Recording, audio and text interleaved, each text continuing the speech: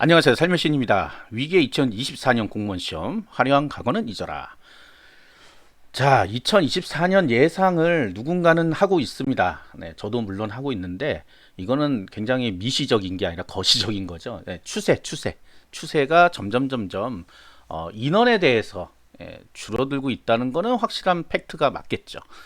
다행히 2023년은 그래도 많이 줄지가 않아서 이래저래 뭐 합격생들은 나오고 있지만 24년 이제 예상하기로는 줄어들 수밖에 없는 상황에 처해 있어요. 자, 보시면 우리가 이제 인원수를 산정할 때 가장 먼저 산정하는 그 기준이 뭐냐면 면직자의 면직자. 면직자 중에 가장 큰 부분을 차지하던 거는 은퇴자입니다. 은퇴자. 은퇴자가 뭐야? 정년퇴직. 은퇴자라고 하니까 또 웃기네. 정년퇴직자. 숫자가 점점 줄어들고 있죠. 왜냐하면 나이가 그래요. 나이가 피크 치고 내려온 때란 말이죠. 그 다음에 이슈 아닌 이슈가 있었는데 연금 개시 시기가 몇 년까지는 퇴직을 하면 몇 살에 받을 수 있고 이런 게 있었어요. 그게 조금 지나서 이제 퇴직자가 많이 급속도로 늘지 않습니다. 갑자기 늘어날 때가 있었거든요. 그때가 이제 그런 이유도 있었어요. 이제는 뭐 지금 들어가시는 분은 이제 65세가 이제 연금 개시식인데 60세가 원래 정년퇴직이잖아요. 그러니까 5년간이 공백이 생긴단 말이에요.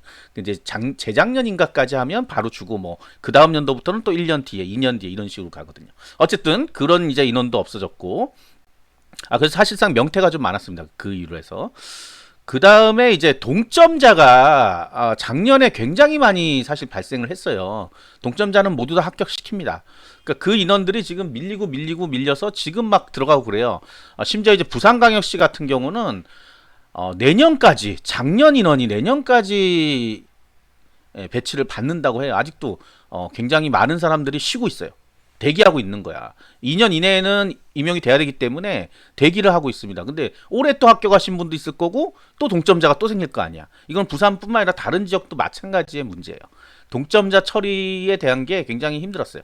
그 다음에 과거에는 이제 휴직자가 많았죠. 코로나 시기 되니까. 아이들도 학교 안 가고 이러니까 뭐 육아휴직을 한다거나 뭐 하거나 휴직자들이 많이 빠져나가니까 인원이 많이 모자랐거든요. 그래서 이것 좀 어떻게 채워보자 해갖고 조금 많이 선발한 경우도 있습니다. 그런데 장기 휴직자인 경우에는 이제 선발하니까. 그런데 다 복귀했어요. 이제 다 복귀해 놓으니까 또 인원이 넘쳐난다는 거예요. 또 갑자기.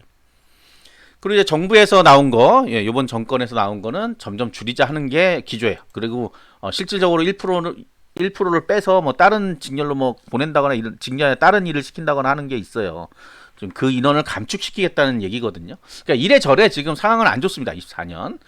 근데 이제 또 한 가지 뭐 반갑지 않은 이유 중에 이유는 공시생도 줄어들고 있습니다. 한 몇만 명씩 줄고 있어요. 1년에. 아마 내년은 더 적을 거예요. 왜? 지금 이런 예상들이 나오니까. 그 다음에 이제 작년 한 해 열심히 이제 언론에서 떠들어 준 게 너무 급여가 작다 못 산다. 근데 사실은 맞는 얘기예요. 맞는 얘기인데 우리가 이제 공무원 시험을 목표로 한다 하시는 분들은 처음 급여는 작습니다. 근데 점점 계단식으로 올라가기 때문에 무조건 1년에 한 번은 올라요. 급여가 호봉이 올라가기 때문에 무조건 오릅니다. 그러니까 이런 사실 직장은 없거든요. 동결시키는 직장들이 많겠지. 연봉제로 한다 그러면. 근데 그런 장점도 있고 만 60세까지 일할 수 있다는 게 일단은 가장 큰 겁니다. 본인이 큰 사고를 치지 않는 한은 60세까지 중간에 공백 없이 계속해서 공백 없으니까 더 힘든가? 일반 사기업은 이제 이직을 하죠. 이직하면서 올라가요. 돈이 올라간단 말이야. 근데 떨어질 수도 있어 거꾸로. 그리고 아예 이제 못 잡을 수 있죠. 30대 후반만 되더라도 좀 힘들죠. 아무래도. 그러니까 그런 분들이 요즘 공무원 공부를 다시 해갖고 40대 초반, 40대 후반, 50대 초반까지도 들어옵니다. 공무원이 된다고 이제 갈 데가 없어. 더 안 받아주니까 다른 데서는. 이제 그런 것들도 일종의 장점 아닌 장점이다. 그래서 뭐 좀 빨리 시작하신 분이 급수가 올라가면 나중 되면 어느 날 사기업과 크로스가 생기는 부분이 생겨요. 그래서 그래요. 제가 이제 40대 후반인데 지금 친구들 후배 중에 이제 공무원 있는데 부러워. 부러워. 그 친구들은 벌써 와 지금 몇 급이야. 급수도 높고 여유로운 생활을 하고 있단 말이죠. 자 어쨌든 그래요. 이게 몇 번 쉬고 나면 그만큼 연봉 손실이 엄청납니다. 사실은. 그걸 잘 생각 못해 20대들은. 40대 50대 돼서 한 5년 2년만 쉬어봐요. 2년치 연봉이 날아간다고 생각해봐. 그럼 어마어마한 거거든. 그게 세이브가 되는 거지. 자, 아무튼 그렇고, 예, 뭐 육아휴직도 뭐 사용할 수 있고 여러 가지 휴직제도도 있고 해서 인기는 없지만 어쨌든 꾸준하게 있었어요. 그 과거부터 여태까지 공무원들이 있잖아. 없진 않잖아.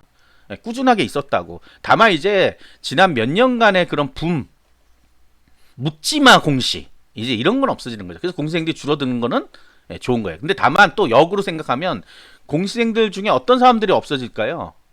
예, 공부는 하기 싫고 어떻게 대충 인원수 많이 뽑는다니까 밀어붙이던 사람들이 없어지는 거죠. 허수, 소위 얘기하는 허수가 많이 없어진다. 예, 근데 이걸 또 반대로 생각하시는 분이 있어요. 허수가 없어진데 본인이 허수인데도 불구하고 오, 찬스가 왔구나. 그래, 찬스는 왔어. 근데 어떻게 돼? 공부를 안 해. 예, 공부를 해야 학교 갈 수 있다. 자, 그래서 먼저 하고 싶은 말은 24년도 이제 어렵다고 예상을 하니까, 어렵다고 예상하면 두 가지예요. 포기하시는 분들. 네, 포기하시면 포기해도 돼. 이거는 직업입니다. 직업. 공무원 시험은 의무가 아니야. 어떤 사람은 의무라고 생각해, 이거를. 무슨 의무야, 이게. 이게 뭐 대학 가는 거예요? 아니잖아. 그러니까 본인이 선택하기 나름이란 말이야. 선택하기 나름인데 나는 꼭 해야 되겠다 이런 게 아닌데 그냥 해볼까 이런 사람은 안 하는 게 나을 수도 있어요. 어차피 들러리 쓰다 끝날 수도 있단 말이죠. 아까 얘기는 허수가 될 수 있지. 본인이 허수야, 허수. 남들이 허수가 아니라 40점도 못 맞아서 과락 맞는단 말이에요. 허수될 바에는 안 하는 게 낫죠.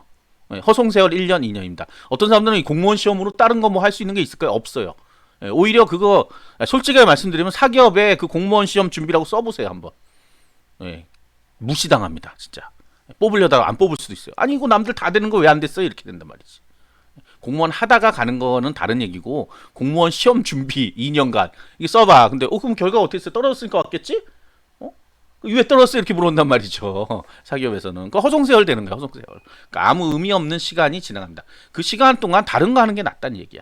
근데 진짜 내가, 이제 내 인생을 걸고, 인생 걸어야지 평생 직장이니까 해보겠다 하시는 분들은, 자, 내년 주의할 거 있어요.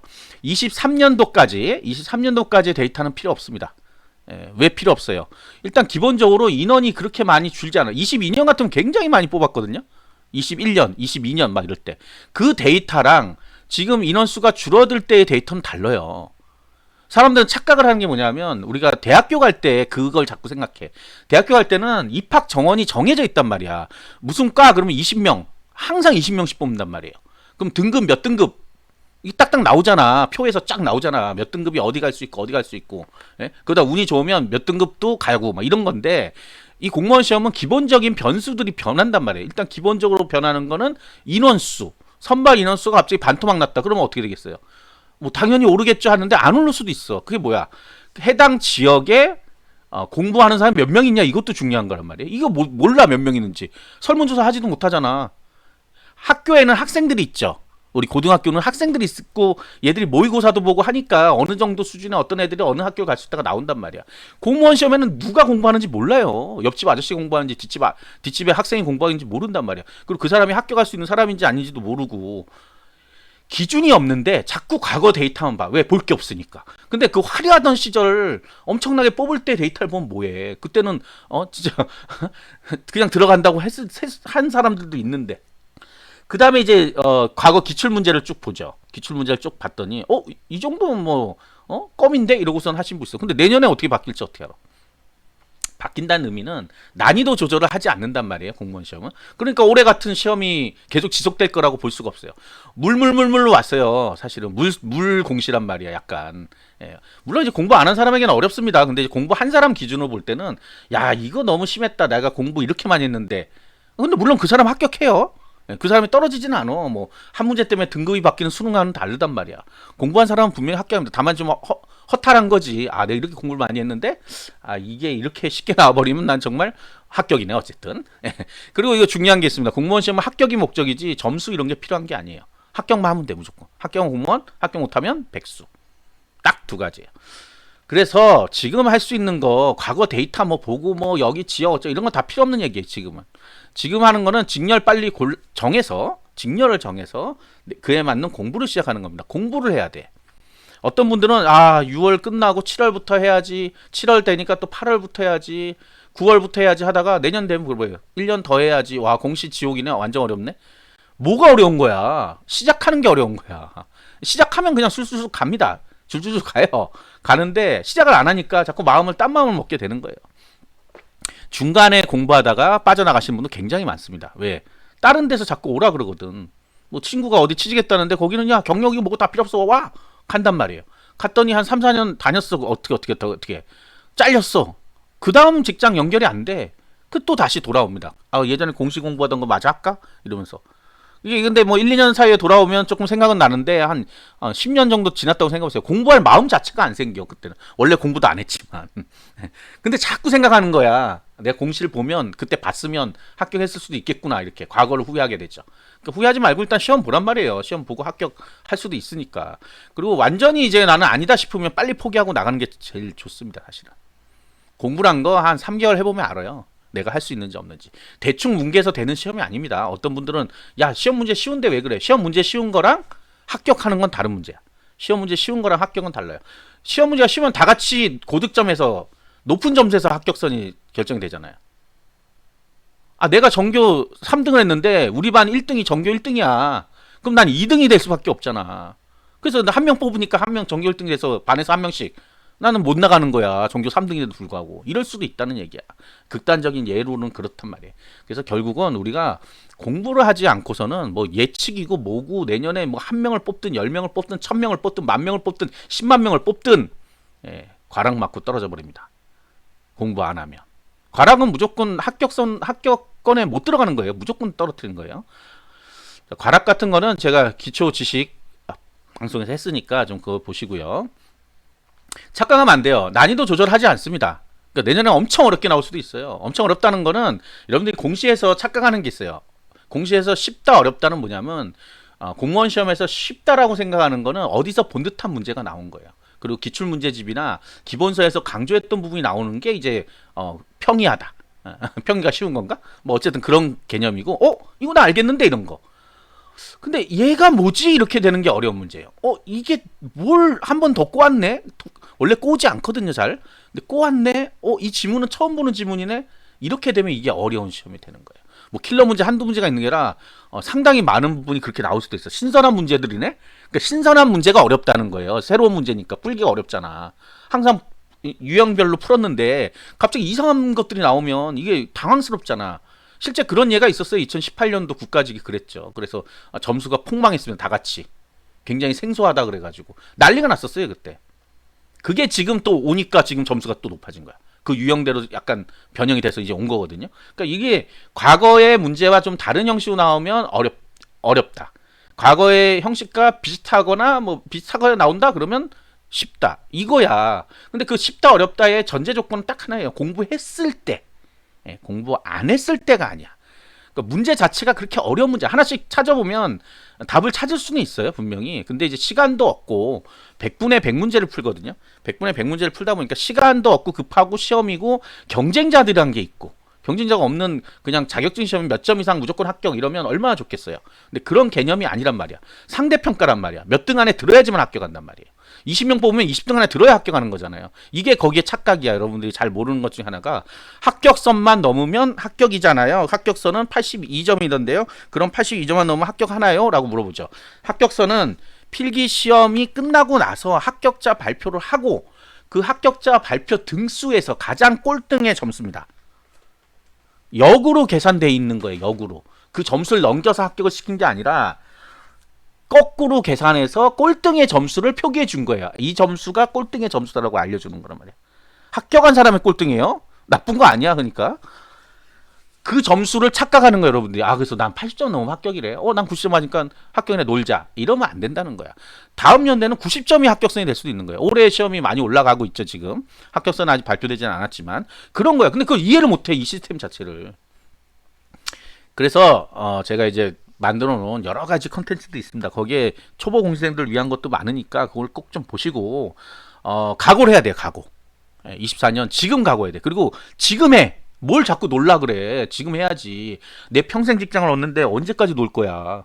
그런 마음이 본인을 탈락시키는 거예요. 지금 막 급해야 돼. 빨리 알아보고 이것저것 해야 되고 하는데 여유가 굉장히 있어요. 특히 대학생들 한번 해볼까 하지 마세요. 이거 한번 툭 건드려 갖고 되는 시험이 아닙니다. 자격증 시험 같지 않아요. 하루에 2-3시간 공부해서 되는 시험이 아닙니다. 단기간에 집중적으로 해서 합격하는 시험이에요. 합격 안 하면 평생 직장이 보장이 되고요. 그리고 그 다음에 또 7급도 봐도 돼. 9급 보고 나서 합격하고 나서 또 7급 봐도 된다고. 대부분은 안 하지만 그런 거예요. 자, 그렇기 때문에 7급은 그냥 봐도 돼. 원래는. 이것도 시스템 잘 모르는 사람이 있을 테니까. 하지만 7급 인원이 많이 줄었습니다. 그만큼 어려워진다는 뜻이죠. 5급도 봐도 돼요. 5급도. 그냥 처음부터 봐도 돼요. 5급, 7급. 자, 어려운 시험입니다. 공부하기가 어려운 시험이에요. 문제 자체는 어렵지 않다 그랬죠. 근데 거기서 경쟁이 있기 때문에 소위 이제 고수들이 많아지고 있어요. 점점 상향 평준화가 되고 있어요. 합격할 수 있는 인원만큼의 상향 평준화가 되고 있어요. 그렇기 때문에 여러분도 상향 위쪽에서 합격 점수대가 형성되지 않으면 아래쪽에서는 평생 해도 안 됩니다. 50점, 60점 맞아갖고는 평생 안 돼. 어떤 사람들 막 생각한단 말이에요. 영어는 못하니까 40점, 나머지 100점. 그러면 440점. 잘하면 합격할 수도 있어요. 근데 나머지 100점 맞을 수 있냐고. 꿈 같은 얘기지. 꿈 같은 얘기예요. 그렇게 전략을 세우면 안 된다는 거예요. 전부 다 100점 일단 기본적으로. 100점을 맞으려면 어떻게 해야 돼? 철저하게 공부해야 돼. 100점 맞는 친구들 봐요. 그 대충대충해서 100점 맞아요? 운이 좋아서 100점 맞아요? 아니잖아. 만점을 받는다는 거는 출제자를 넘어선다는 거잖아, 사실은. 출제자가 한 명이 보통 아니거든요. 근데 어쨌든 넘어서는 거잖아. 그럼 그 정도의 능력을 가지려면 얼마나 철저하게 공부를 해야 될 거예요. 작은 것도 놓치지 말고. 아시겠죠? 네. 이제 공시가 옛날처럼 많이 뽑고 많이 합격하는 시대는 지났습니다. 이제는 소수 정예가 합격하는 시대고 거기에 소수 정예이던 아니던 간에 항상 고득점자는 있어 왔고 과거부터 이제는 철저히 고득점이 돼야 합격할 수 있는 시대가 왔기 때문에 하나를 보더라도 조금 더 보란 말이에요. 옛날하고 지금하고 공부 방법이 달라지지도 않았어요. 원래 고득점 받는 사람은 철저히 공부를 했단 말이야. 뭐 건너뛰거나 이러지 않고. 그 한자 같은 것도 운에 맡기지 않아요. 공부했어. 다만 이제 공부 안 했던 사람이 이제 합격을 했었지, 과거에는. 근데 이제는 안 그렇단 말이야. 그거 두 문제 틀려버리면 벌써 10점이 날아가 버리는데, 한자만 하더라도. 해야 된다는 얘기예요. 해야 된다는 얘기.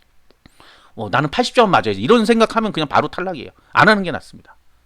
이제 무조건 90점 이상 받아야 되는데 또 90점이 목표야? 아니야. 100점을 목표로 했을 때 실수 한두 개 해서 원래 90점이 되는 거예요. 이 정도 얘기했으면 알 거라 생각하고 제 나머지 뭐 공부 방법 뭐 어쩌고 저쩌고 하는 것들 전부 다 컨텐츠로 다 만들어 놨어요. 꼭 들어오셔갖고 제 채널로 들어오시면 있어요. 쫙 리스트 있으니까 보시고 내년에 꼭 합격하시기 바랍니다. 구독과 좋아요 알림 설정 감사합니다.